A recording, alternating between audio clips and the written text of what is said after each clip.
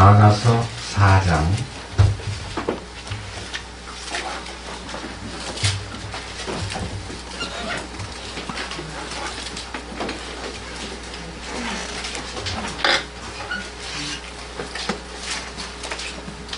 오늘은 아가서 4장 10절 말씀부터 5장 1절까지 말씀을 통독하겠습니다. 내 누이 내 정원자야, 내 사랑이 어찌 그리 어여쁘냐. 내 사랑이 포도즙보다 훨씬 낫구나. 내 향유 냄새가 모든 향료보다 낫구나. 오 내 정원자야, 내 입술은 벌집같이 꿀을 떨어뜨리며 내 혀 밑에는 꿀과 젖이 있고 내 옷의 향기는 레바논의 향기 같구나. 내 누이 내 정원자는 둘러싸인 동산이요 닫힌 옹달샘이요 봉안샘이로구나. 내 초목들은 아름다운 열매를 지닌 석류나무와 나드향을 내는 고베라와 나드와 번호아와 창포와 개수나무와 모든 유향나무와 몰약과 알로에와 으뜸가는 모든 향료요 동산들의 샘과 생수의 우물과 레바논에서 흘러나오는 시내들이로구나. 오 북풍아 깨어라, 너 남풍아 오라. 내 동산에 불어서 그곳에 향료를 흘려보내라. 나의 사랑하는 자가 자신의 동산에 들어오사 자신의 아름다운 열매들을 드시게 할지니라. 5장 1절입니다. 내 누이 내 정원자야, 내가 내 동산에 들어와 내 모략과 내 향료를 거두고 내 벌집과 내 꿀을 먹으며 내 포도즙과 내 젖을 마셨으니 오 친구들아 먹을지어다. 오 사랑하는 자들아 마시되 참으로 풍성히 마실지어다. 5장 1절까지 말씀을 읽었습니다. 잠깐 기도드리겠습니다. 주님 진심으로 감사드립니다. 오늘 이 부활을 기념하는 이 거룩한 날, 우리 주님께서 이곳에 아가서 말씀을 열어서 우리에게 아가서에 기록된 하늘에 속한 신비가 우리에게 열리고 성령의 기름 부음에 의해서 이 말씀의 신비를 우리가 소유할 수 있고 이 말씀을 누릴 수 있도록 성령님께서 돌보아 주시옵소서. 우리는 미천하고 더럽고 참으로 부패한 죄인들이었습니다. 이러한 죄인들을 위해서 주께서 피 흘리시고 우리를 그 영벌 사망의 권세, 죄와 말로 다 못할 절망의 구렁텅이에서 건져주시고 우리 주님으로 말미암아 영원한 속죄를 경험한 것을 진심으로 감사드립니다. 그러나 우리가 우리 안에 있는 내적 성격과 타고난 아담의 근성을 처리하지 못한 채 어떤 분은 10년, 어떤 분은 20년, 심지어는 우리 가운데는 40년 가까운 세월 동안을 보혈의 은총에서 머물러 있고 부활의 능력과 거룩한 그리스도의 통치권을 알지 못한 채 너무나 많은 세월을 방황하고 많은 세월을 흘러보낸 부끄러운 날들을 주님 앞에 내려놓습니다. 놀랍게도 십자가의 구속의 역사가 십자가에서 주님 우리를 위해서 대속의 죽음을 치르신 것에만 만족하지 않고 그 십자가 안에 주님이 나를 초대하여 너도 나와 함께 죽었느니라고 하신 이 고결한 말씀이 우리 안에 이루어짐으로써 자신들이 십자가에 처리된 것을 믿는 순간 옛사람과 옛 성격과 모든 부패한 인생의 혼이 깨끗해지고 성령으로 말미암아 부활의 생명 안에서 살아갈 수 있게 돌봐주신 그 손길을 진심으로 감사드립니다. 오늘 이 아침에 이 거룩한 말씀은 우리를 주님의 동산이 되게 하시려고 우리를 주께서 이끄시는 손길과 능력을 믿습니다. 이 말씀을 통해서 우리에게 한 차원 높은 주님과의 관계를 더 열어주시고 이 말씀을 통해서 더 기쁜 마음과 더 놀라운 우리 안에 솟구치는 성령님의 역사가 우리 삶 속에 지배권을 갖고 우리를 장악하시옵소서. 함께 머리 조아려 기도드리는 모든 사랑하는 형제와 자매들에게 성령님의 도우심으로 놀랍게 역사하시옵소서. 우리 주 예수 그리스도의 이름으로 기도드렸습니다. 아멘.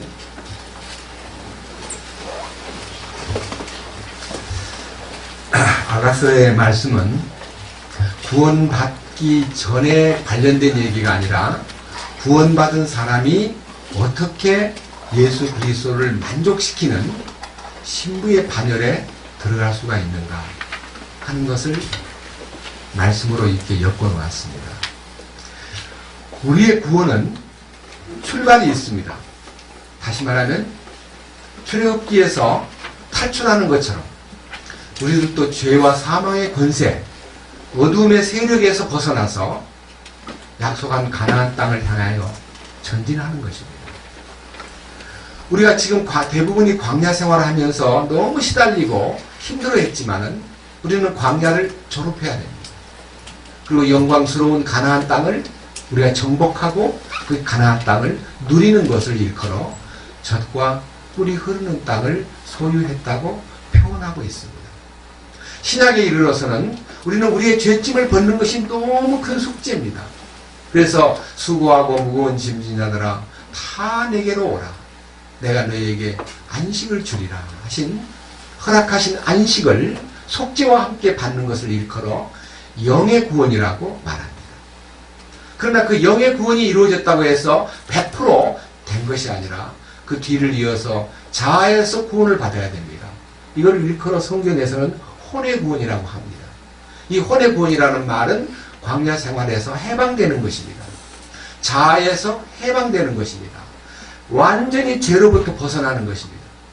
그래서 구원받은 죄인으로 살지 않고 구원받은 의인으로서 거룩하게 완전하게 사는 것을 일컬어 부활의 생명 안에서 산다고 확신하는 그 믿음이 바로 우리들 속에서 이루어질 때에 지난번 우리가 이제 성경을 쭉 아가서 4장 9절까지 말씀을 통해서 주님이 우리를 향하신 그 고귀한 사랑의 배려와 또 우리로 하여금 그 십자가의 능력 안에 연합할 수 있고 부활의 생명 안에서 마음껏 주님을 찬양할 수 있는 그런 삶을 살게 하려고 우리를 초대한 장소가 바위 틈 낭떠러지 은밀한 곳에 있는 나의 비둘기야 하는 말씀하고 너를 몰약의 산 유황의 작은 산으로 초대하노라 하기까지는 몰약의 산은 십자가에 우리 자신을 포함시키는 산이고 유황의 작은 산은 우리로 하여금 부활의 능력에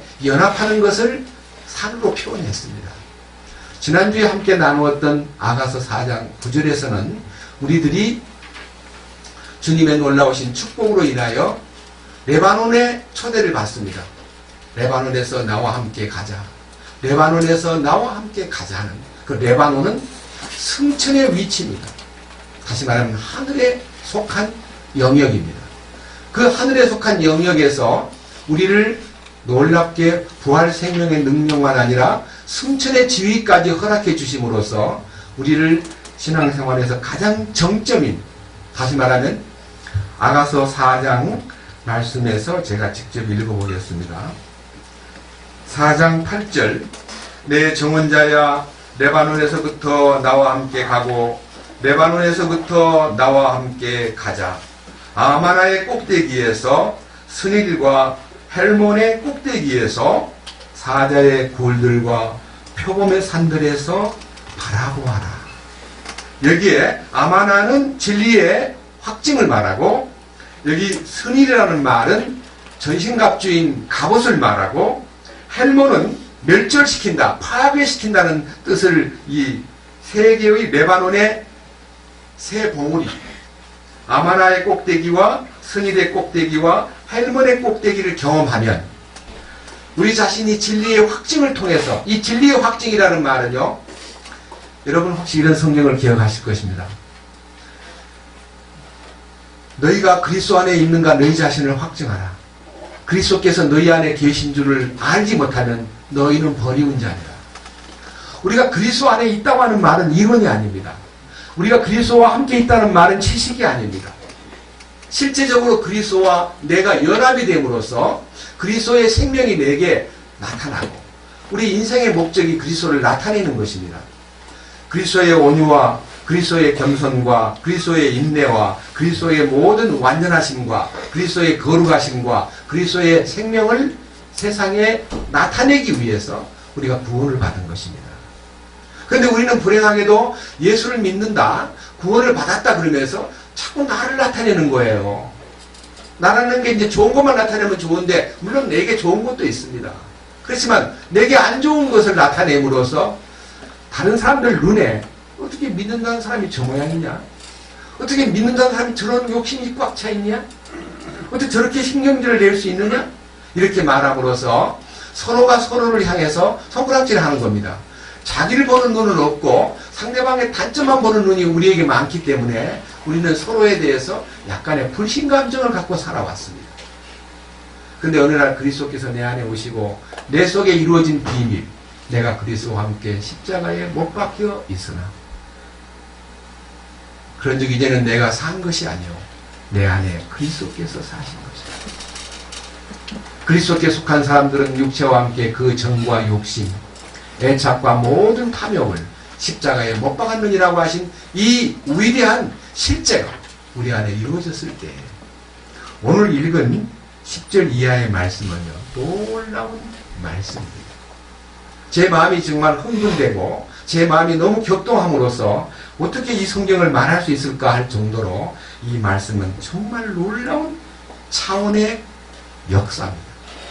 그 말은 우리가 예수님에게 초대를 받아가지고 죄사함 받은 것은 너무 놀라운 기적이지만 이 기적의 출발이 중요한 것도 있지만 이 기적이 완성되는 믿음의 창시자의 완성자이신 예수님으로 인하여 우리 자신들이 믿음의 완성이라고 하는 것은 혼의 구원, 곧 자아에서 해방되고 자기가 처리됨으로써 주님의 부활 능력과 주님의 승천의 위치에서 우리가 거기에 머물러 있지는 않고 이 땅에 내려옴으로써 다시 말하면 그 승천의 경험이라고 하는 약속은 받았지만은 우리는 여전히 땅에 발을 딛고 살아야 되기 때문에 우리가 발을 딛고 사는 현장이 주님의 동산으로 화해야 된다는 것이 오늘의 성경 요지입니다. 자, 읽어보겠습니다. 4장 10절입니다. 내 누이 내 정언자야 네 사랑이 어찌 그리 어렵구냐. 내 사랑이 포도즙보다 훨씬 낫구나. 내 향유 냄새가 모든 향료보다 낫구나. 지금 이 말은 솔로몬이 술람이 여자에게 한 말입니다. 다시 말하면 이 말은 그리스도께서 나에게 하신 말씀입니다. 그런데 내 누이 내 정언자야 네 사랑이 어찌 그리 어렵구냐 그러는데 우리는 우리한테 사랑이 전혀 없습니다. 사랑이 있다 해도 전부 조건부 사랑이고 전부 얄팍한 사랑이고 전부 이기주의적인 사랑뿐이었습니다. 그 사랑을 주님께서 제거하시고 아가페의 사랑, 주님의 완벽한 사랑을 우리에게 부어주었습니다. 그래서 로마서 5장 5절에 성령으로 말미암아 하나님의 사랑이 우리 마음에 부음받음이라는 기록이 있습니다. 그리고 요한일서 3장 16절에는 하나님이 우리를 위하여 목숨을 버리셨으니 우리가 이로써 사랑을 알고 그래서 그분이 죽으심 속에서 사랑이 흘러내리고 그 사랑을 내가 받음으로써 그 사랑을 받고 나니까 너희들도 형제들을 위하여 목숨을 버리는 것이 마땅하니라. 이 속에서 자아를 버리고 이 사랑이 흘러나도록 우리를 개방시키는 것이 주님의 뜻입니다. 우리가 흘러내는 사랑은 주님의 사랑이지 내 사랑이 아닙니다.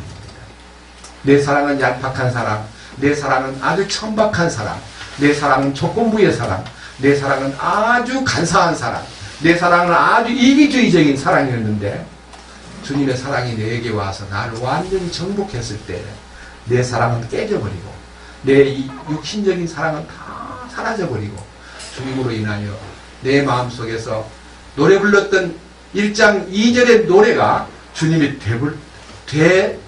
짚어서 말씀하시는 겁니다. 여기 이 10절을 생각하면서 네 사랑이 포도즙보다 훨씬 낫구나 하는 이 말씀이 1장 2절에 있습니다. 자, 이 1장 2절은 솔로몬의 얘기가 아니라 바로 술람미 여자의 고백입니다. 그분께서 자신의 입에 입맞춤으로 내게 입맞추시기 원하노니.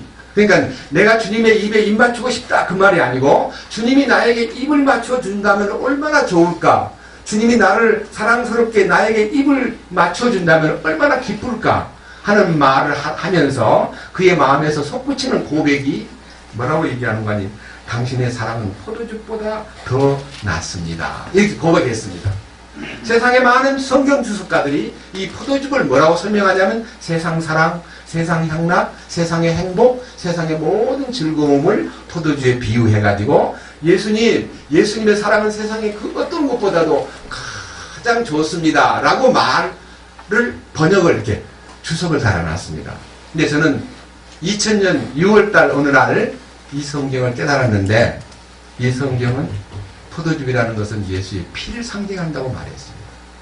그러면 예수님 당신의 사랑은 포도즙보다 더 낫습니다 하는 말은요, 당신이 흘린 피가 너무 큰 사랑인 줄 믿습니다. 그러나 그 피보다 더 진한 그 사랑을 저는 사모합니다. 그 뜻입니다. 여러분, 피는 속죄를 이루었고 주님이 우리보다 그 속죄보다 더 큰 사랑은요, 부활의 능력으로 말미암아 의를 생산하는 놀라운 실제를 말합니다. 제가 그 이후로 아브라함이 이삭을 얻은 것은 참 기쁜 일이었습니다. 그러나 그 이삭을 바쳤다가 다시 받은 일은 더 기쁜 일이었습니다. 그것은 부활입니다. 아브라함이 그 아들 이삭을 얻은 것은 선물을 받은 것이지만 아브라함이 그 아들을 바쳐가지고 다시 얻은 것은 부활을 받은 것입니다. 아브라함의 기쁨은 말로 다 못할 충만이었습니다. 우리가 예수님의 죽으심을 받는 것은 기쁜 일이고 선물이지만 더 기쁜 것은 자신을 내놓아서 죽음에 내놓아서 십자가에 내놓아서 부활의 능력을 통해서 다시 생명을 얻는, 주의 생명을 되받는 부활을 소유할 때 신앙생활의 기쁨은 충만하고 그것이 1장 2절에 기록된 말씀의 의미라는 것을 힘주어서 강조했습니다. 그 다음 3절, 당신의 좋은 향유 냄새로 인하여 당신의 이름이 쏟아부은 향유가 싸우니 그러므로 처녀들이 당신을 사랑하나이다는 이 향유 냄새라는 것은요, 주님의 그리스도의 향기를 말합니다. 그리스도의 향기라는 것은 여기에 나타나 있는 2장 1절에 나는 사론의 장미요 골짜기의 백합비로다 하는 말씀은 이 꽃 중에서 가장 극한 향기 장미향입니다. 꽃 중에서 가장 멀리 퍼지는 향기 백합향입니다. 이게 그리스도의 향기입니다.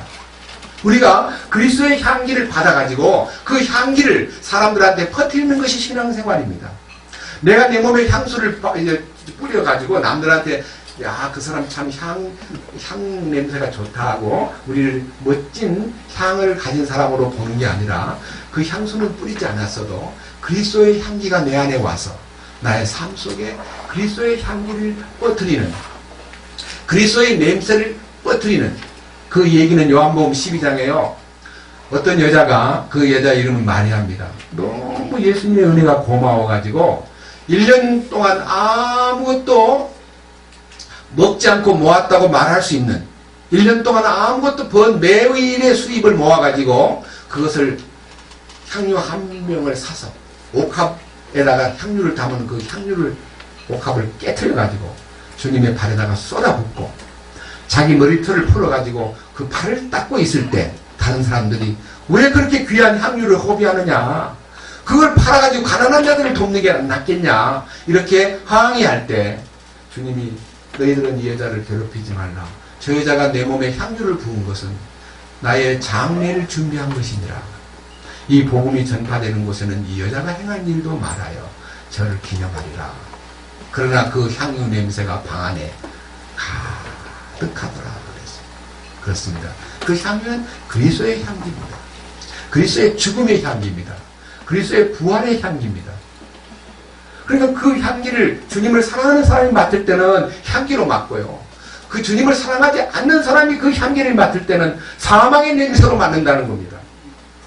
똑같은 냄새인데 왜 한 사람은 그리스도의 향기로 느끼고 한 사람은 절망과 사망의 향기로 느끼느냐? 그것은 그 속에 절망의 신이 들어있을 때 냄새가 절망으로 들릴 겁니다. 여러분 예수 믿지 않고 그 속에 사탄의 권세가 이렇게 또아리를 들고 있는 사람은요, 예수님의 향기를 죽음의 냄새로 맡는 것입니다.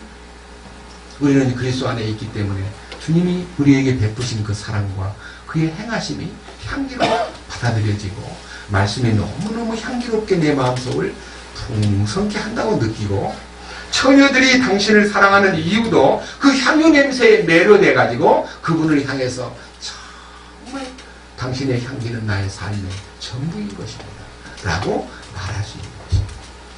그런데 자, 4장 10절에서 우리가 이의를 달아야 될 것이, 나의 누이 나의 정원자야, 내 사랑이 어찌 그리 어여쁘냐, 내 사랑이 포도즙보다 훨씬 낫구나 하는데, 주님이 만약 포도즙보다 낫다는 말을 옛날 성경 주석가들 말대로 세상 향락과 세상의 모든 기쁨과 세상의 모든 사랑과 세상의 모든 즐거움이 포도주라고 한다면 우리 주님이 세상 즐거움을 추구하는 분이 아니잖아요.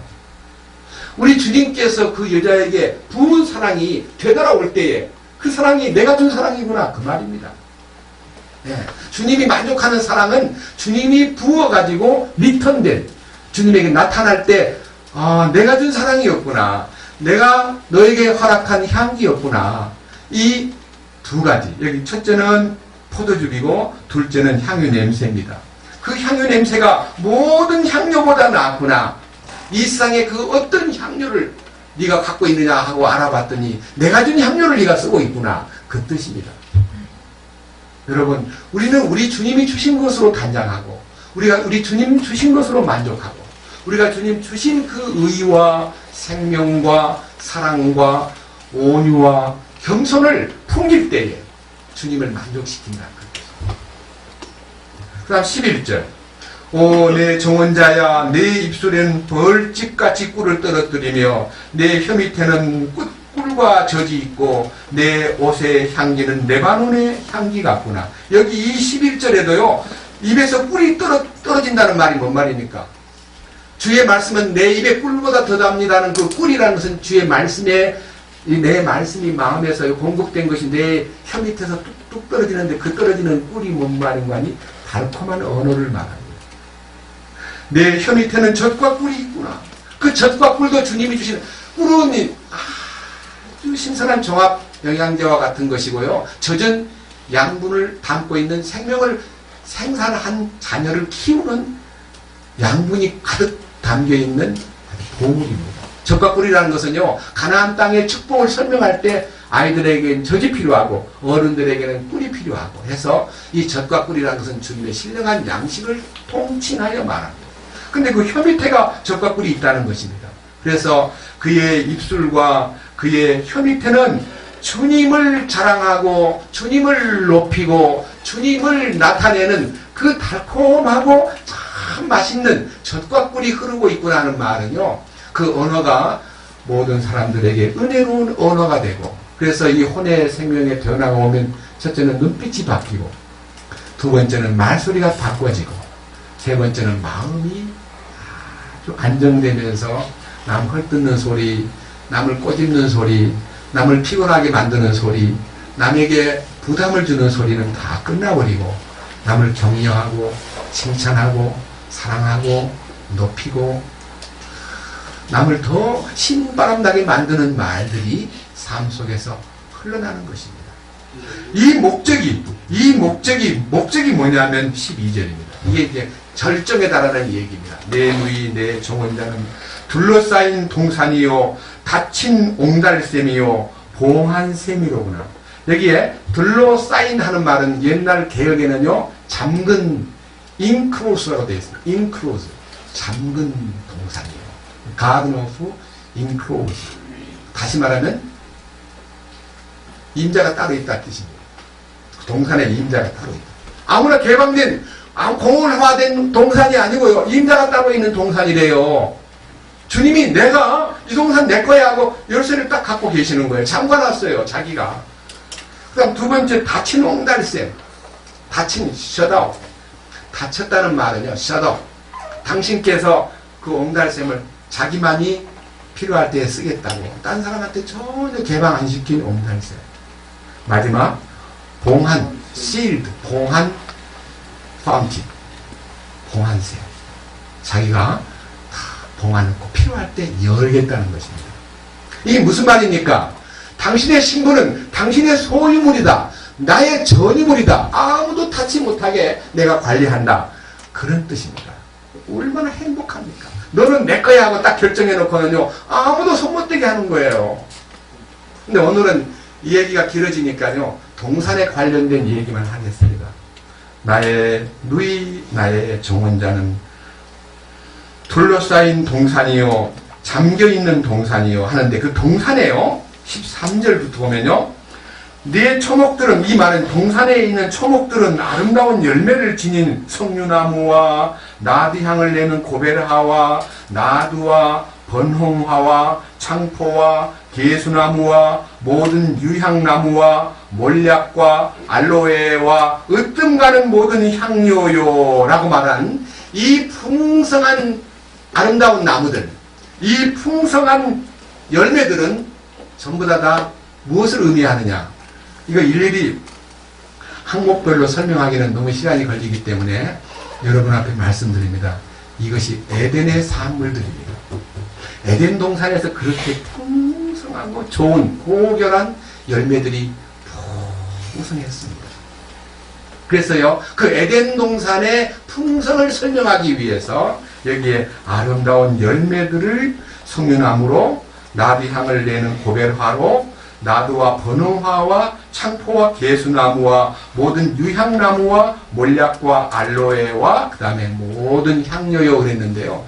세상에서 좋은 향료나무가 에덴 동산에 있었습니다. 그런데요, 이 나무를 잃어버렸어요. 이 모든 것을.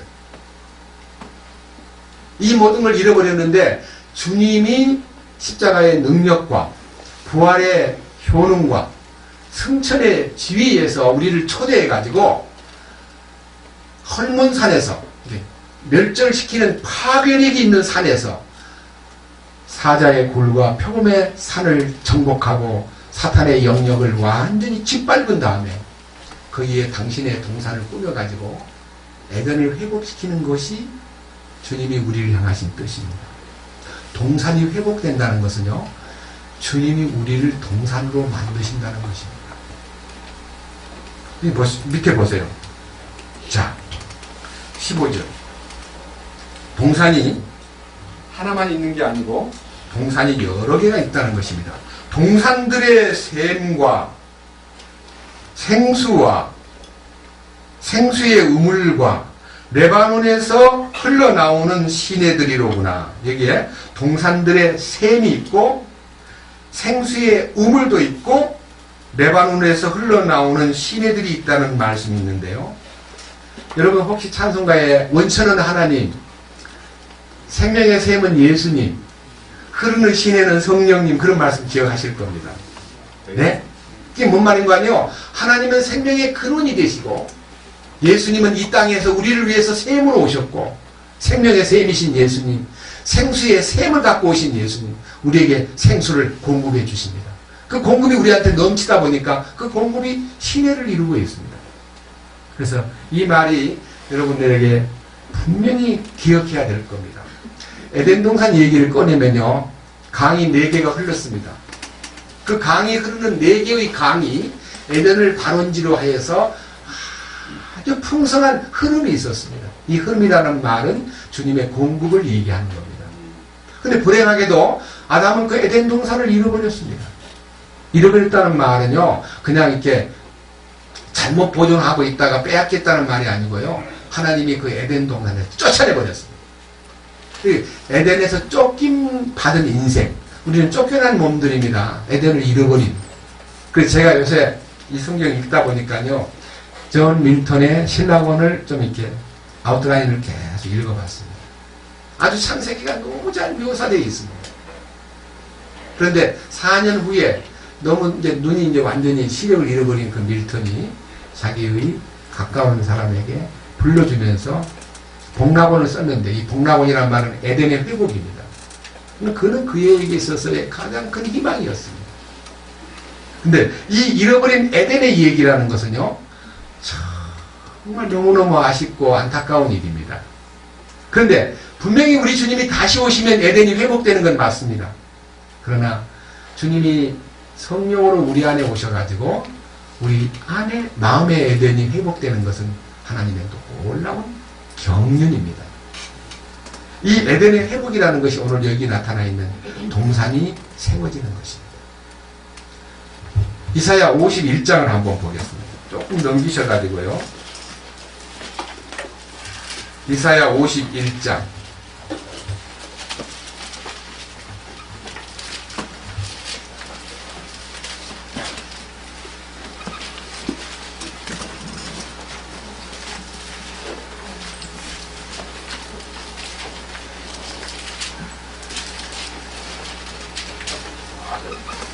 3절입니다.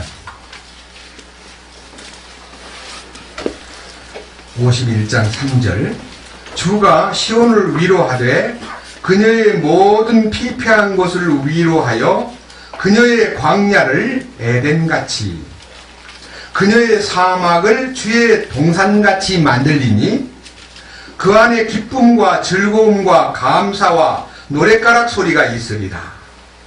이 말은요, 광야를 에덴같이 만들고 그 다음에 피폐한 사막을 주의 동산같이 만들겠다고 하는 말은 내적인 경험을 얘기합니다.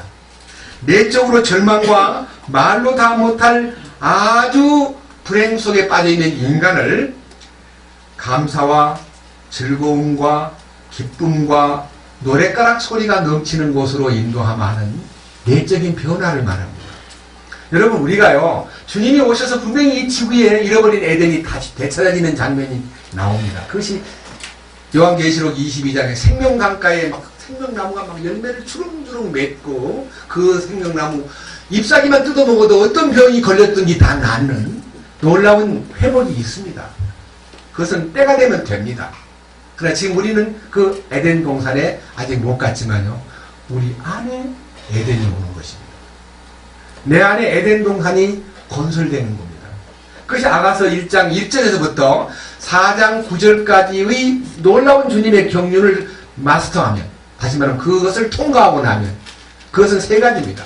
주님의 죽으심에 연합하고, 주님의 부활에 연합하고, 주님의 승천에 연합만 한다면, 다시 말하면 예수님의 죽으심이 그냥 나를 위해서 죽었다는 것만으로 끝나면, 베들레헴에 오신 예수님을 내가 믿습니다라고 하는 것으로만 끝난다면 베들레헴에 오신 예수님이 너무 멀리 계신 예수님입니다. 근데 그 예수님이 내 안에 태어나면 내 혼이 변화됩니다. 어떻게 그 베들레헴에 오셨던 예수님이 내 안에 올 수 있을까? 그것은 하나님만 하실 수 있는 일입니다. 내가 예수님을 찾아서 그 안으로 기어들어가는 거 아닙니다. 그분이 우리를 찾아오셔가지고 우리의 문 밖에서 문을 두드립니다. 문을 좀 열어라. 내가 문 밖에서 두드리노니 누구든지 내 음성을 듣고 문을 열면 내가 그에게 들어가 그로 더불어 먹고 그는 나로 더불어 먹으리라. 주님을 만나는 순간 에덴의 주인을 만나는 거니까요, 에덴의 주인은 생명나무의 주인이십니다. 그분이 감춰두었던 생명나무를 오픈시키면서 너는 나의 동산이 된 거야. 이렇게 주의 동산이 되는 것이 우리가 어떤 면에서 신앙생활의 절정입니다. 너무 놀라운 얘기입니다. 또 하나 보십시오. 몇 장 넘겨서 이사야 61장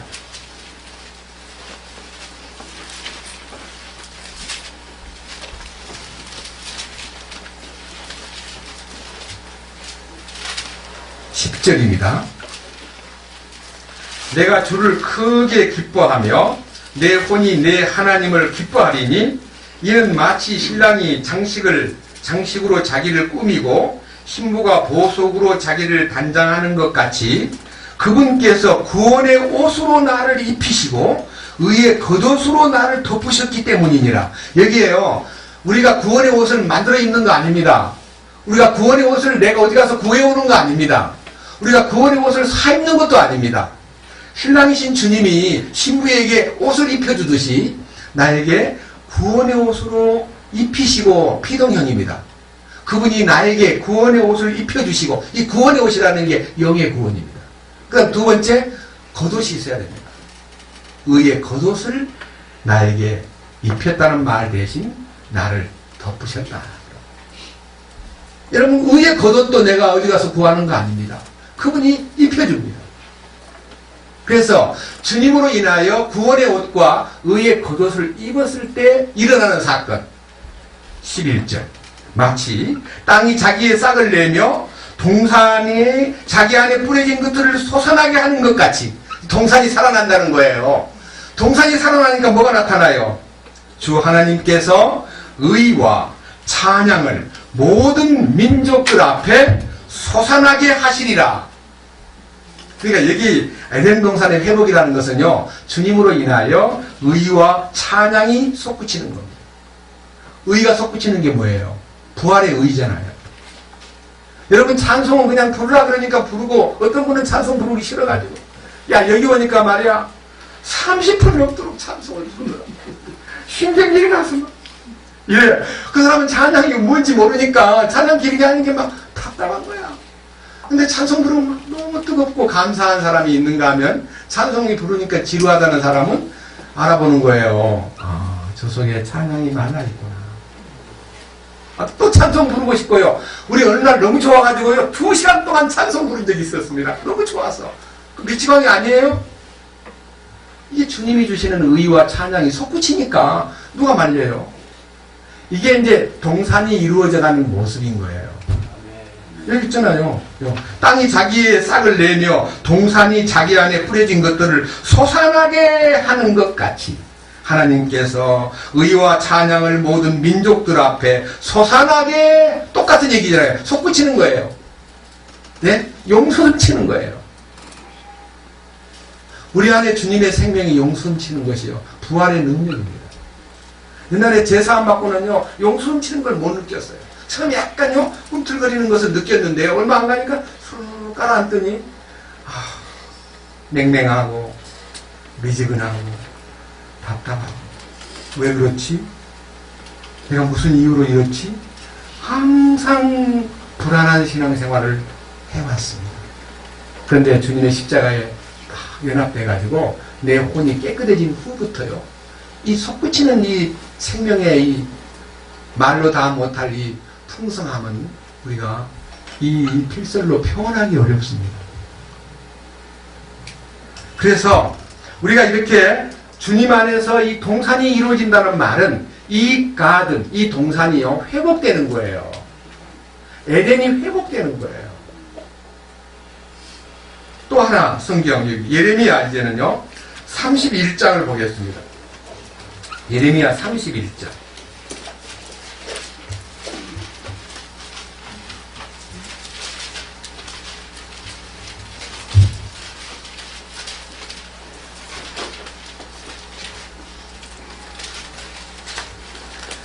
11절입니다. 주께서 야곱을 구속하셨고 그보다 강한 자의 손에서 그를 구속하셨도다. 여기 말하고 있는 구속이라는 단어는요, 구원이라는 말의 기초적인 용어입니다. 구속. 잘 보세요. 이 구속이라는 단어는 구원한다는 구할 구자에다가 속한다는 말은요,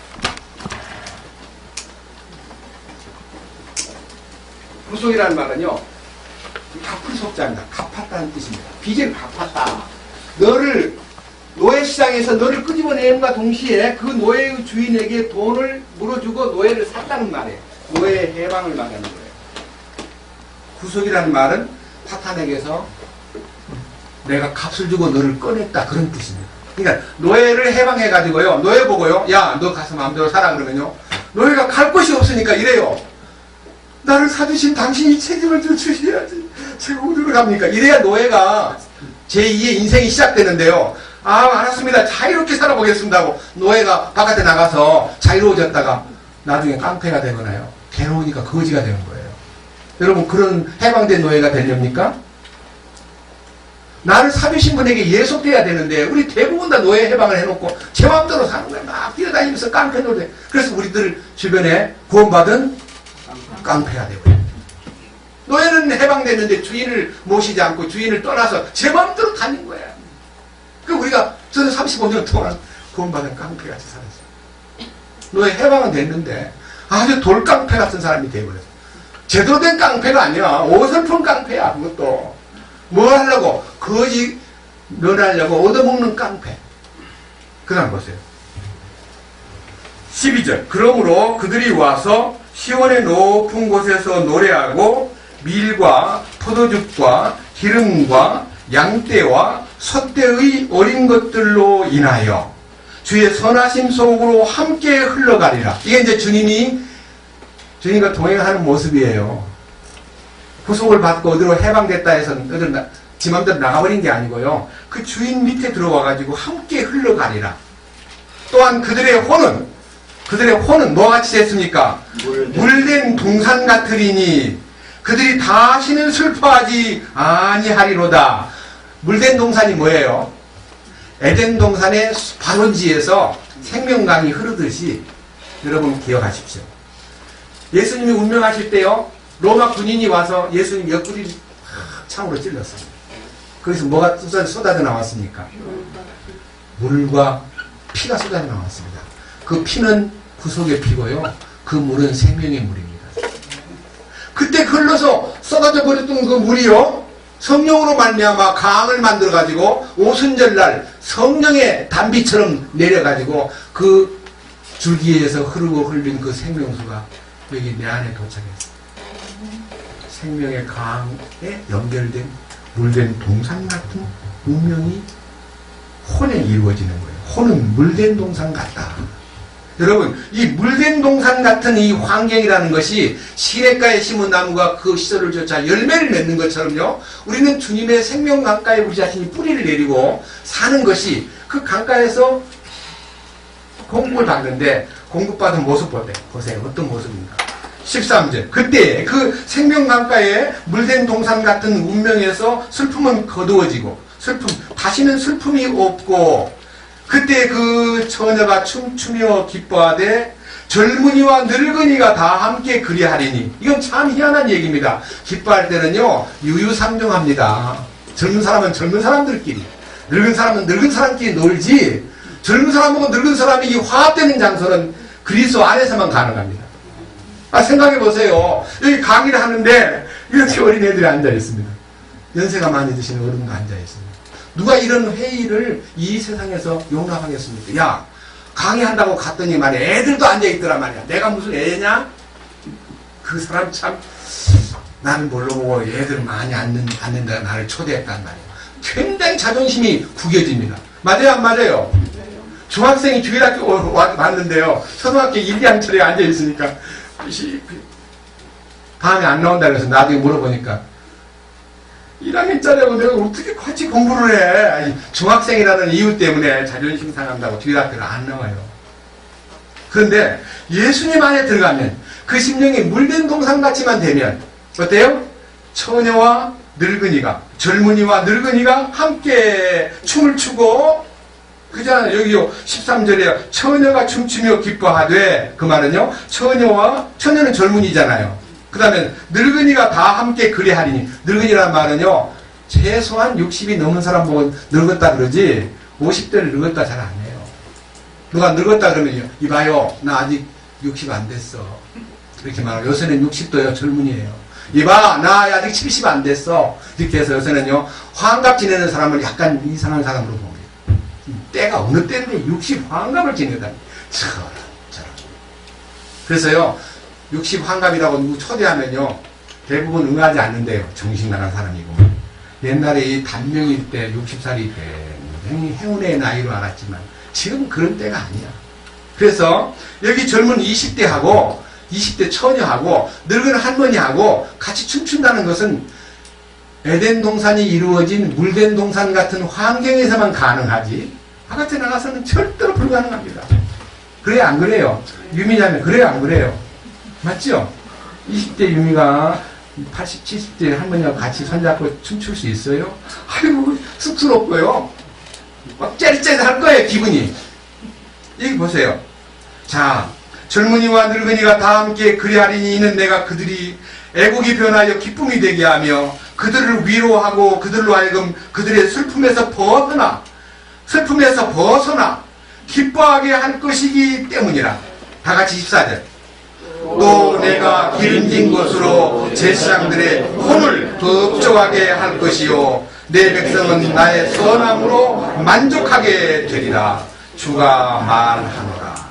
기름진 것으로 제사장들의 혼을 흡족하게 한다는 말은 제사장의 직책은요 레위인에게만 국한이 됐는데 신령의 성령으로 말미암아 변화를 받고 혼이 구원받으면 그들은 그 즉시 제사장으로 임명됩니다. 제사장. 베드로전서 2장 9절에 너희는 왕가의 제사장들이라고 분명히 말씀했어요. 하나 더 봅시다. 이 성경 잡고요. 베드로전서 2장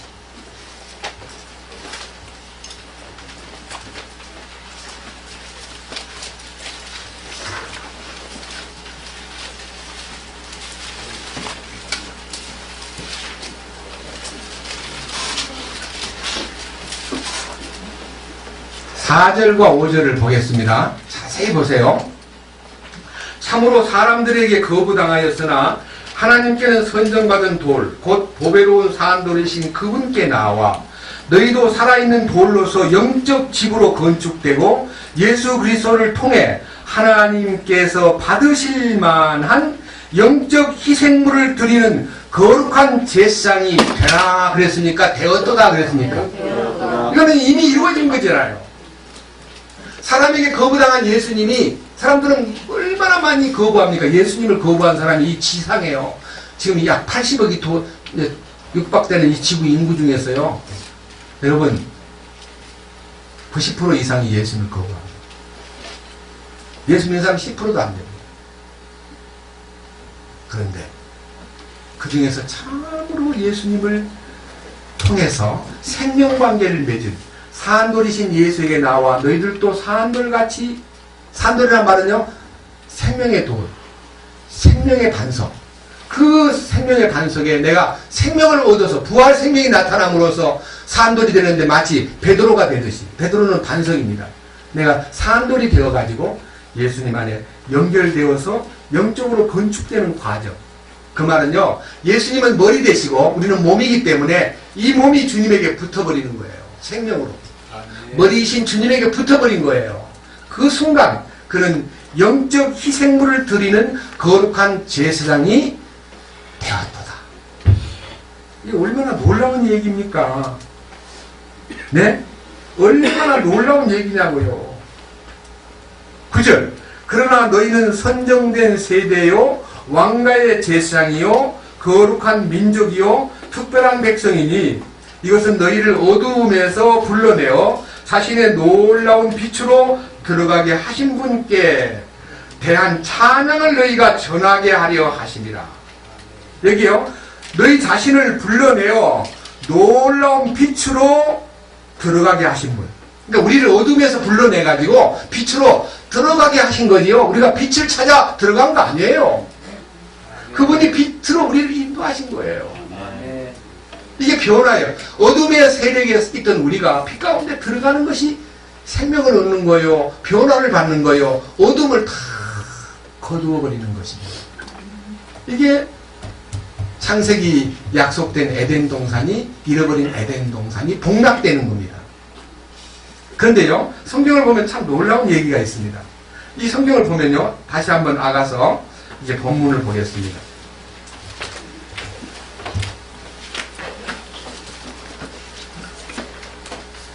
13절. 내 초목들은, 이 초목이라는 것은 동산의 초목을 말합니다.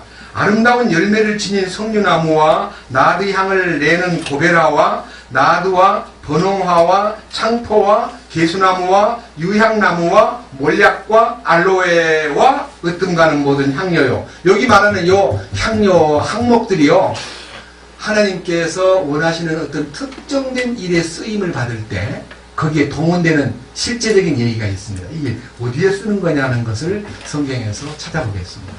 출애굽기 앞으로 넘기셔가지고 32장을 보겠습니다.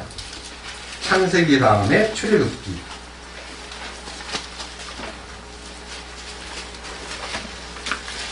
출애굽기 30장, 미안합니다. 32장이 아니고 30장.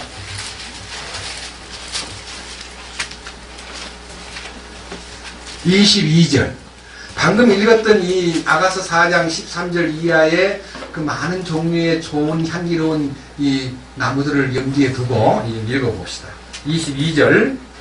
자, 22절을 제가 읽고 23절은 여러분이 읽고 이제 돌아가면서 우선 읽겠습니다. 그만 읽자 할 때까지요. 22절. 또 주께서 모세에게 말씀하여 이르시되 너는 또한 으뜸가는 향료를 취하되 순수한 모략 500세겔과 그 절반만큼의 향기로운 육개 250세겔과 향기로운 창포 250세겔과 지금 우리가 읽었던 아가서의 몰약도 나오고 개수나무도 나오고 개수나무에서 육개, 개수나무 껍질이 육개거든요. 개수나무 껍질도 나오고 창포도 나오고 24절 성소의 세겔에 따라 계피 500세겔과 올리브 기름 한 흰을 1흰을 취하여 그것으로 거룩한 기름을 만들되 약제사의 제주법대로 기름 혼합물을 만들라. 그것은 기름 부음에 쓸 거룩한 기름이 되리라. 여기 나타나 있는요 몰약 500세겔, 그 다음에 육개 250세겔, 창포 250세겔, 그 다음에 계피 500세겔, 올리브 한 1흰을 취하여서 기름을 만드는데요. 이게요 사실은 관유라고 불리는 관유. 이 관유는 어디에 쓰는 거냐면 거룩한 기름으로서 왕을 임명할 때 기름을 붓거나 제사장을 임명할 때 기름을 붓거나 그 다음에 대언자, 선지자를 기름을 붓는 기름으로 사용하고 그 다음에 보면요 26절 너는 그것으로 회중의 성막과 증언궤에 바르고 성막에다가 그 기름을 바르는 거예요. 그 다음에 증언궤라는 건 하나님의 법궤에다가 그 기름을 발라요.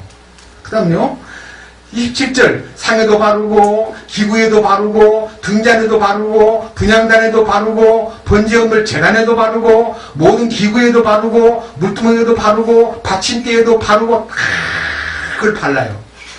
왜 그걸 발리겠어요? 이게 성령님이 그들을 다 이렇게 완전하게 인쳤다는 뜻입니다.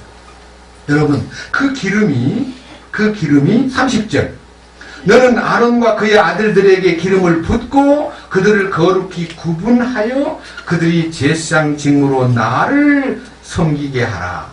또 너는 이스라엘 자손에게 말하여 이르기를 이것은 너희 대대로 내게 기름 부음에 쓸 거룩한 기름이 될지니. 이 거룩한 기름이 모든 하나님의 성전 기구에도 발랐고 사람의 몸에도 발라주었습니다. 여러분, 이 기름 부음이 무엇입니까? 요한 1서를 보겠습니다. 요한 1서. 우리가 요한 1서를 보면 그 기름 부음의 장소가 갑자기 구체적으로 나타나는데 요한 1서 2장입니다.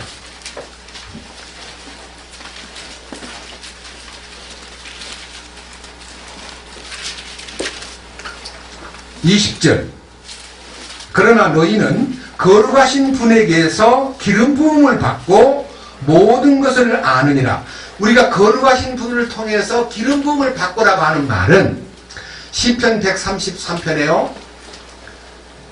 형제가 연합하여 동감이 어찌 그리 선하고 아름다운고 머리에 있는 보배로운 기름이 아론의 수염 곧 그 수염을 흘러 그 옷깃까지 내림 같고 헐몬의 이슬이 시온의 산들에 내림 같도다. 거기에서 여호와께서 복을 명하셨나니 곧 영원한 생명이로다. 무슨 말입니까? 예수님의 머리에 부으신 기름이 우리들에게까지 내리는데 그 기름 부음이 밑에 보세요. 27절 그러나 너희가 그분에게서 받은 기름 부음이 너희 속에 거함으로 아무도 너희를 가르칠 필요가 없고 바로 그 기름 부음이 너희에게 모든 것을 가르치며 또 그것이 진리요 거짓이 아닌즉 그것이 너희를 가르친 대로 너희가 그분 안에 거할지니라. 이 말이 뭔 말이냐면요 성령의 기름 부음이 우리 개체들에게 다 임한다는 것입니다. 근데 우리는 오랜 세월 동안에 특정된 어떤 사람에게 기름은 부어지고 우리는 그 기름 부어진 사람만 바라보고 사는 걸로 배워가지고 많은 세월을 기만당했습니다. 모르고요 어떤 사람한테만 기름이 부어진 걸로 알았습니다. 그 기름 부음이 바로 우리에게 임했다는 것을 우리는 몰랐습니다. 자, 그렇다면 이 기름 부음이라는 것은 무슨 말이냐? 주님이 동산을 만들고 거기에서 나오는 모든 거룩한 향료의 나무들이 바로 주님이 우리에게 베푸신 축복이라는 것입니다. 아가서 다시 보겠습니다. 아가서 이제는요 4장 16절입니다. 오 북풍아 깨어라, 너 남풍아 오라, 내 동산에 불어서 그곳에 향료를 흘러보내라.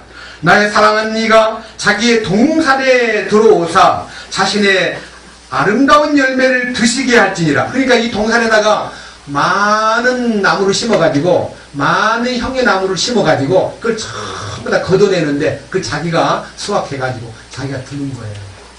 그러니까 주님이 동산을 만드신 목적은 그분이 만족하기 위해서 당신의 신령한 나무를 심어가지고 그분이 열매를 따먹기 위해서 동산에다가 신령한 나무를 심었습니다. 그걸로 끝나면 우리는 예수님 좋으라고 동산을 만드셨구나. 하지만 그 동산이 나의 동산이 되고 그 열매가 나의 열매가 된다는 거죠.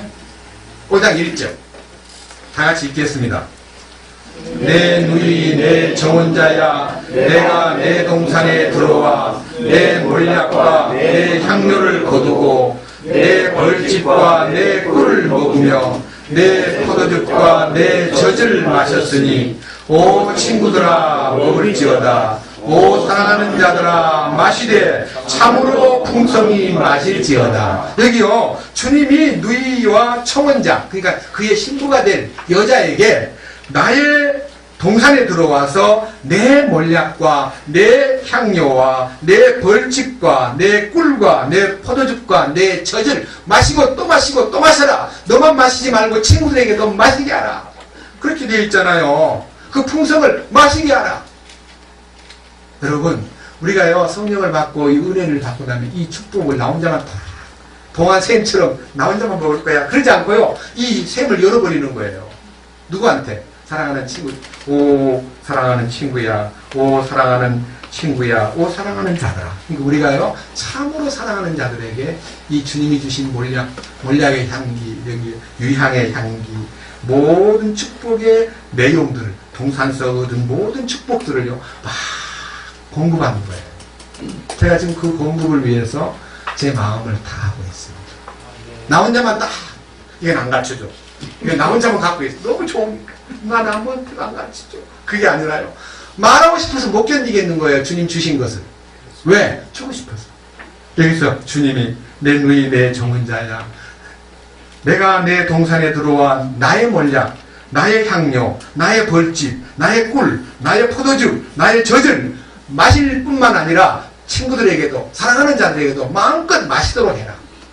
이게 공급하는 거예요.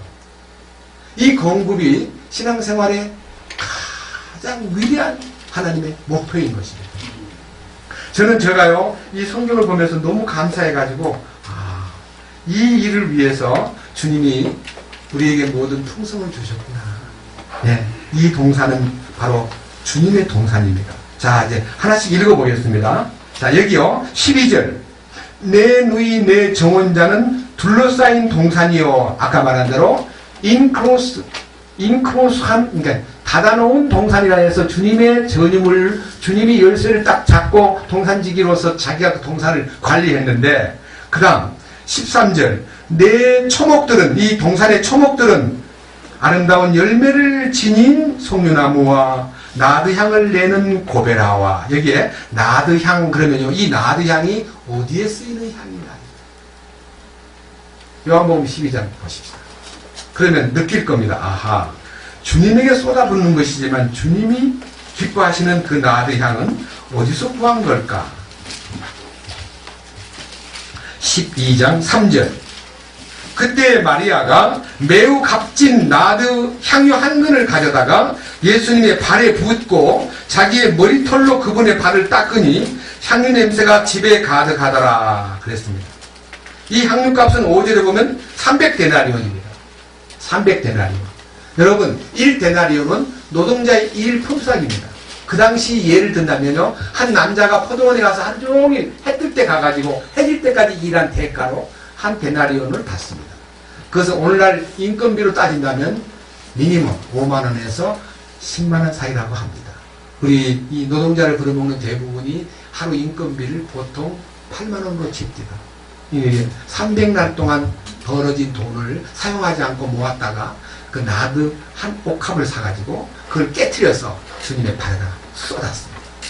이 발에 쏟아부은 이 향유가 어떤 향유냐면요, 아니 그 향유를 가난한 사람에게다가 구제물로 쓰지 않고 왜 그걸 깨버렸어? 아니 정말 낭비하는 거야. 그거 잘못된 거야. 라고 꾸짖는 사람들 틈에서 그 여자는 말이 없고, 왜?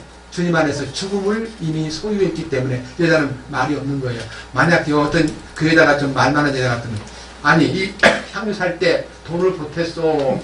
당신이 부조를 했어. 어떻게 내가 알아서 하는 걸 당신이 배나라 감나라 하세요. 이렇게 하고 심의를 붙을 만한데요. 여자는 이미 죽음에 들어갔기 때문에 말이 없는 거예요. 그냥 가만히 있는 거예요. 근데 주님이 입을 엽니다. 7절.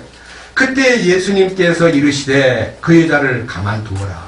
나를 장사 지낼 나를 대비하여 그녀가 이것을 간직하였느니라. 주님의 죽으심에 동참하기 위해서 여자가 이 향유를 준비했다는 것은요, 나드는 주님의 죽음을 향하여 열어놓은 주님의 죽음의 향기를 토하는 게 나드 향이에요. 그러니까 몰약과 깊은 관계가 있습니다. 나드 향이. 가난한 자들은 항상 너희와 함께 있거니와 나는 항상 너희와 함께 있지 아니하리라.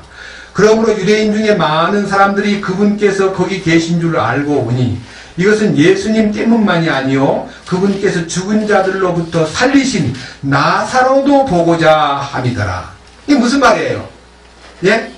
나사로를 살리신 주님이잖아요. 예? 나사로를 살리신 주님을 주님만 보고 싶은 게 아니라 살아난 나사로도 보고 싶다. 그 소문이 막 퍼지니까 그게 뭐예요? 그 향기가, 죽음의 향기가 퍼져가지고 삶을 추구하는 마음으로 주님께로 다가오는 거예요. 왜? 주님은 부활이요 생명이시기 때문입니다. 여러분, 이 성경 안에 있는 주님 자신은 나는 부활이요 생명이니 나를 믿는 자는 죽어도 살겠고 무릇 살아서 나를 믿는 자는 영원히 죽지 않냐리라 하신 그 주님과의 관계가 바로 이 나드 향기로 인하여 많은 죽음에 처한 사람들이 몰려드는 것입니다. 그 다음 아까 읽었던 성경 아가서 4장 또 보겠습니다. 그 다음 4장 14절. 나드와 번홍화와 창포와 개수나무와 모든 유향나무와 몰약과 알로에와, 여기에 유향나무와 몰약과 알로에와 하는 이 말이요. 여러분, 이 말은 마태복음 2장에 한번 보겠습니다. 마태복음 2장.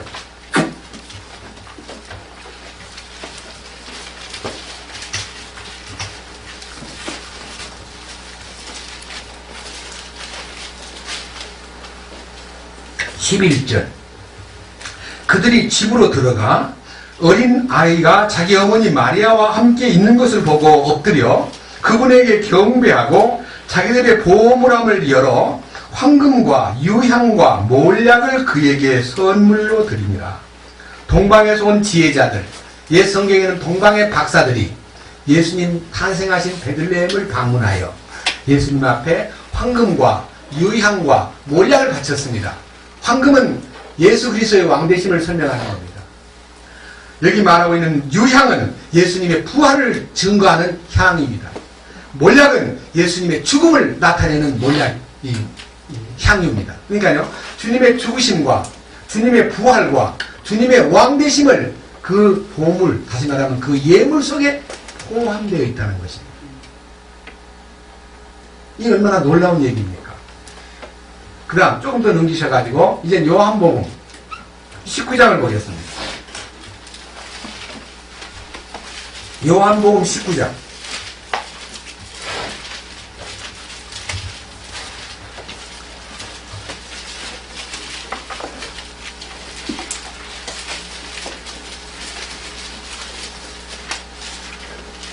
(38절) 예수님이 돌아가셨습니다.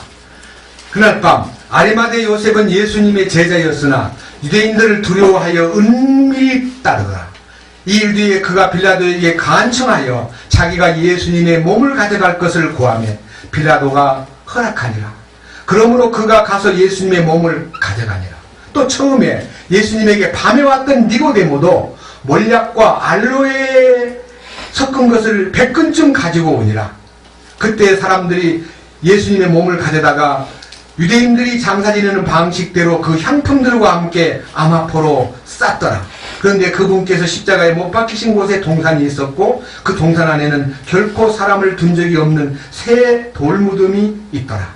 그러므로 그들이 유대인들의 예비일로 인해 예수님을 거기에 두니 이는 그 돌무덤이 가까이 있었기 때문이라. 여기에요. 아리마대 요셉은 예수님의 시신을 빌라도에게서 인수를 받았고 그 예수님의 시체에 니고데모가 몰약과 알로에를 부어드렸습니다. 주님의 죽으심에 몰약과 알로에가 들어갔습니다. 그리고 아마포로 그 몸을 쌌습니다. 여러분, 이 죽음에 동원된 몰약과 알로에는 십자가의 효능을 설명하는 것입니다. 그러니까요, 전부 다 에덴 동산에서 나오고 있는 많은 향료나 많은 귀한 나무들이요, 전부 다 주님을 나타내는 겁니다. 근데 그 주님이 그 동산에서 씨를 뿌려가지고 그것을 자라게 한 다음에 그 결과를 우리에게 준다는 겁니다. 그러니까 우리가 놀라운 것은요, 주님이 씨를 뿌려가지고 얻은 결실을 자기 혼자서 그냥 다 차곡차곡 갖고 가는 게 아니라 그걸 거둬가지고 우리에게 다 분배해 준다는 것입니다. 그런 의미에서 그 동산은 주님의 동산이면서 나의 동산이 될 수가 있는 것입니다. 우리 신앙생활이 무엇입니까? 에덴 동산이 회복되는 것입니다. 그래서 이 놀라운 회복이요, 우리 속에서 확실하게 이루어질 때 아가서 4장 또 돌아갑니다. 15절.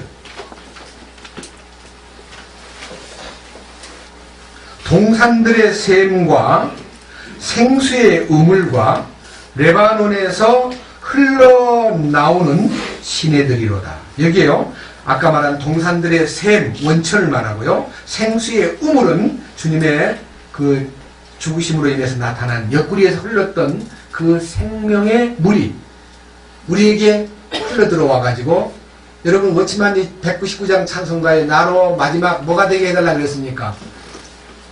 찬송가 제일 마지막 부분에 나로 뭐가 되게 해달라 그래서 나로 하여금 생명샘이 되게 해주소서.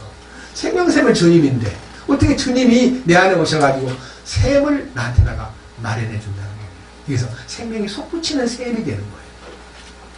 그래서 우리들이 주님이 주신 생명샘이 되기 위해서, 자, 그래서 생명을 소유하고 향료를 소유하고 주님의 모든 것을 소유한 나에게 여기 16절, 오 북풍아 깨어라, 너 남풍아 오라. 여러분, 바람 중에 북풍은 찬바람입니다.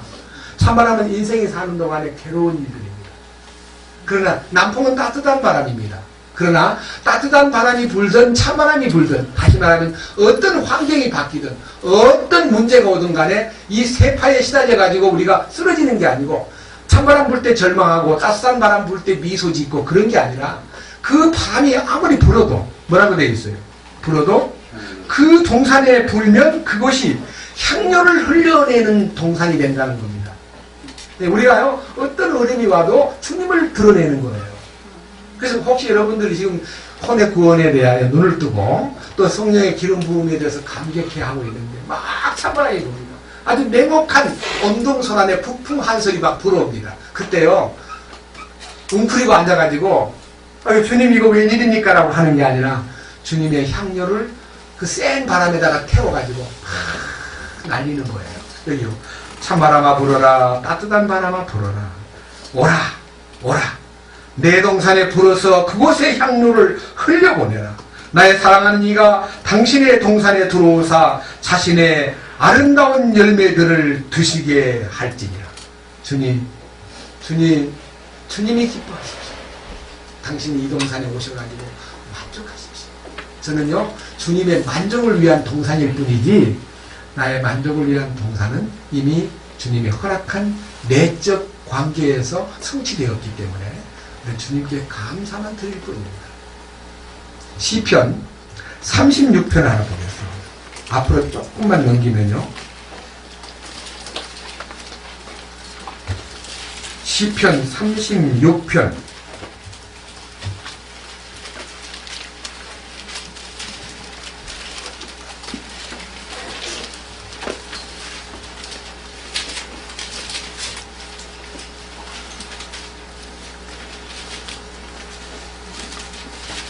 찾았습니까? 7절입니다. 오 하나님이여 주의 인자하심이 어찌 그리 뛰어나신지요. 그런즉 사람들의 자녀들이 주의 날개 그늘 밑에서 주를 신뢰하나이다. 여기 신앙생활 가운데 가장 큰 어떤 발견은요, 우리가 주님의 날개 밑에 보호받고 있다는 것에 대한 확실한 믿음만 있다면, 그 다음 8절 그들이 주의 집에 있는 기름진 것으로 넘치도록 만족할 것이요. 주의 집에 기름진 것이라는 말은요, 주의 집에 풍요한 것들이 나를 만족시킨다. 그러니까 세상의 어떤 물질이나 환경이나 어떤 명예나 인간의 행복 조건이 만족시키는 게 아니고 주의 집에 있는 기름짐으로 내가 만족합니다라고 하는 이 원론적인 만족의 기준이 딱 서면요, 첫째, 그 다음 뭐라 그랬습니까? 예? 주께서 그들로 하여금 주의 기쁨의 강물을 마시게 하시려. 이 기쁨의 강물이 뭐예요? 성령의 역사예요. 성령의 흐름 속에서 그 기쁨의 강물을 통해서 마음껏 주님을 찬양할 수 있고 기쁨을 누릴 수 있는 거예요. 성령의 역사, 주의 기쁨의 강물. 두 번째는요, 9절 생명의 샘이 주께 있으므로. 생명의 샘, 주님이 생명의 샘이잖아요. 네? 예수님이 생명의 샘이에요. 그 샘에서 너무너무 우리는 감격해 할 수 있습니다. 그뿐이 아닙니다. 생명의 샘만 먹는 게 아니고요, 우리가 주의 빛 가운데서 빛을 보리이다. 그러니까 빛 가운데 있다는 것만 아니고요, 빛을 본다는 말은 빛을 누리는 겁니다. 여러분, 우리가 빛 가운데 왔다는 것은 밝음의 빛만 중요한 게 아니고요, 결실케 하는 빛이 따로 있습니다. 빛을 먹어야 됩니다. 여러분, 식물들이 빛을 먹어가지고 에너지를 저장합니다. 그 저장된 태양 에너지를 우리가 먹습니다. 그래서 사과도 태양 에너지고 배도 태양 에너지고 모든 과일들, 모든 야채들 다 태양 에너지입니다. 무도 태양 에너지입니다. 태양을 먹었기 때문에 그 저장해 놓은 거 아닙니까? 예? 그걸 우리가 먹어요. 그 먹으면 주님을 먹는 거예요. 태양을 먹듯이. 예? 그러니까 아까 말한 그 동산에 나 있는 많은 열매들은 바로 성령의 열매입니다. 의의 열매입니다. 빛의 열매입니다. 주의 빛 가운데서 빛 안에서 빛을 보겠습니다 하는 말은요, 그 빛이 삶 속에서 승화되는 거예요. 여러분, 그러거나 또 한 가지 아셔야 됩니다. 이 지하에 있는 퀴퀴한 공기 안에서 이게 곰팡이가 나는 것은요, 곰팡이 막 약을 뿌리고 해서 될 일이 아니고요, 거기에 있는 모든 도구들을요, 어느 날 쨍쨍 빛이 비치는 햇빛 아래만 딱 갖다 놓으면요, 소독이 다 돼버린 거예요. 태양광선 안에는 아주 강력한 살균력이 있습니다. 치료하는 광선이 있다고 그랬습니다. 우리가요, 희하게 숨겨놓은 것을요, 다 주님 앞에 내놓으면요, 주님이 그냥 저절로 소독을 다 해줘요. 근데 우리가 그걸 그냥 숨겨두고 꼬깃꼬깃 싸두고 있다가 나중에요, 곰팡이 냄새가 펄펄 나는데, 자신있게 끄집어내가지고 햇빛에 탁 말려두세요. 햇빛에 내놓으면 저절로 그냥 소독이 되고 깨끗해집니다. 우리는 우리 주님 안에서 우리 자신들이요, 어떤 것도 음지에서 습기 찬 삶을 살아서는 안 됩니다. 주의 빛 안에서 빛을 보겠습니다. 그 다음에 자 10절 오 주를 아는 자들에게 주의 인자하심을, 마음이 올바른 자들에게 주의 의를 계속해서 베푸소서. 교만한 자의 발이 나를 치러 오지 못하게 하시며 사악한 자의 손이 나를 제거하지 못하게 하소서. 거기서 불법을 행하는 자들이 쓰러졌으니 그들이 내에 던져져서 능히 일어서지 못하리이다. 이 사탄의 권세가 철폐되는 것을 말합니다. 우리가 정말 주님을 사랑하고 사모하는 마음이 크다면요, 이 동산의 축복이 우리의 삶 속에서 동산서 이루어지는 것이 뭐냐, 새 예루살렘의 궁극적 목표가 그 동산에서 신부를 얻는 거예요. 예. 그 동산에서 신부가 주께로 드려지는 거예요. 우리는 주의 동산이 되어야 됩니다. 잃어버린 에덴 동산, 우리 안에서 회복이 돼야 돼요. 우리 안에서 그 동산이 회복이 되면 주님이 거기다가 신령한 생명 있는 향기로운 나무들을 심어주고요. 그 수확을 주님도 누리고 그것을 우리에게도 베풀어 주신다는 거예요. 우리는 받은 바 그의 모든 열매들을 받아가지고 다른 모든 친구들에게 사랑하는 이들에게 공급하는 것입니다.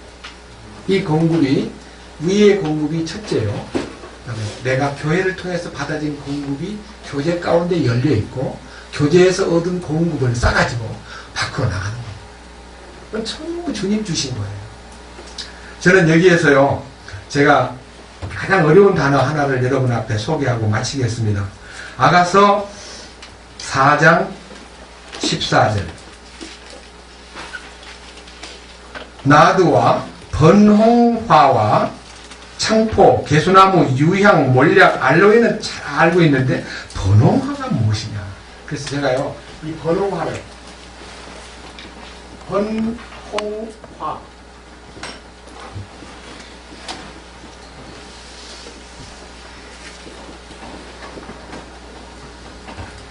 한문도 이게 참 어려운 한문. 번홍화. 제가 사전을 이제 찾아가지고 여러분 앞에 이거 성서 사전에서 제가 유심히 이걸 공부를 했습니다. 번호하라는 말은요, 히브리 말로는 카르코, 학명으로는 크로코스, 그 다음에 번호하라는 말은 이 영어로는 셰프런, 보통 말로는 샤프란. 여러분 샤프란 알죠? 이 샤프란이 번호합니다. 그런데 여기 보면요, 이 샤프란은 성경에 딱 한 번밖에 안 나와요. 여기 아가서에 나오는데, 첫째, 이 샤프란은 가장 값비싼 향신료 중에 하나이기 때문에 당대 이 성경이 기록될 당대 이스라엘, 그리스, 로마, 이집트 이런 데서요, 샤프란은 귀족과 부자들의 독점물이었습니다. 아무나 서민들한테는 퍼지지 않았습니다. 요새는 이제 서민들한테도 퍼지는데, 이 샤프란은 염료로도 쓰입니다. 향신료로만 쓰이는 게 아니고 염료로도 쓰입니다. 그런데 이 샤프란은 붓꽃과에 속한 다년생 구근 식물, 이 감자 같은 이 뿌리에서부터 이제 꽃이 피는데, 고대 이스라엘과 그리스 로마에서 많이 이제 사용되었는데, 이 샤프란이 뭐냐? 가장 값비싼 향료입니다. 그것이 에덴 동산에서 자라던 것입니다. 그것이 우리 안에도 온다는 것입니다. 그러니까 여기 나타나 있는 향료들의 얘기는요, 전부 다 주님께서 동산이 회복된 속에서 보여준 에덴의 산물이라는 걸 알게 되고, 그 에덴의 산물이 아담이 범죄함으로 에덴에서 추방당하는데, 이 추방당한 장면을 잠깐 보고 우리가 그 쓰라린 환경에서 회복된다는 게 얼마나 놀라운 축복이냐. 창세기 2장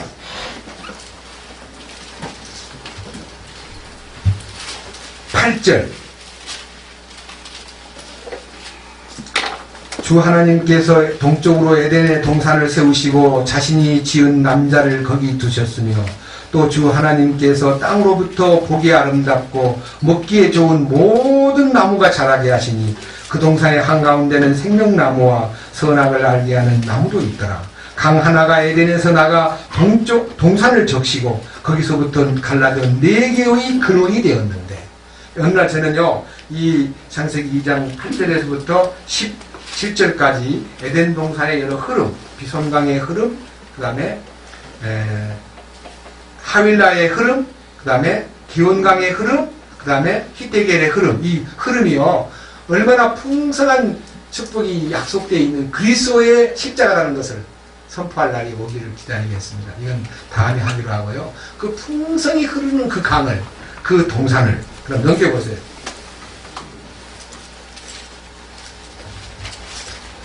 3장 22절. 주 하나님께서 이르시되 보라, 남자가 우리 중에 하나같이 되어 선악을 알게 되었도다. 이제 그가 자기들의 손을 들어 생명나무에 나는 것도 따서 먹고 영원히 살까 염려하노라 하시고, 그런 까닭에 주 하나님께서 에덴 동산에서 그를 내보내사 그의 출처가 된 땅을 갈게 하시니라. 이같이 그분께서 그 남자를 쫓아내시고 에덴 동산 동쪽의 그룹들과 사방으로 도는 불타는 칼을 두어 생명나무의 길을 지키게 하시니라. 여러분, 이 말은요, 선악과를 따먹은 그 인간이, 사탄이 그에게 임했습니다. 사탄이 임한 속에서 생명과를 따먹으면요, 영원히 살면 어찌 되겠어요? 아담이 지금까지 산다 그럽시다. 그럼 어떻게 되겠어요? 얼마나 고박덩어리가 되겠어요? 그래서 하나님께서 생명나무 못 따먹게요, 화염금을 두고 그 다음에 천사를 지켜 그룹을 딱 배치시켜가지고 동산에 못 들어오게 딱 막아버렸는데, 그 동산이 노아 홍수 때 없애버렸어요.